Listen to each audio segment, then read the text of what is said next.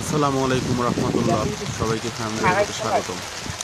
আজকে আপনাদের সামনে নিয়ে আসলাম কিভাবে বাঁধাকপি এবং ফুলকপির বীজ থেকে চারা উৎপাদন করতে হয় সে পদ্ধতি। আমরা জমি তৈরি করার পর এভাবে করে চারা বীজগুলো বীজতলায় দিয়ে দিচ্ছি।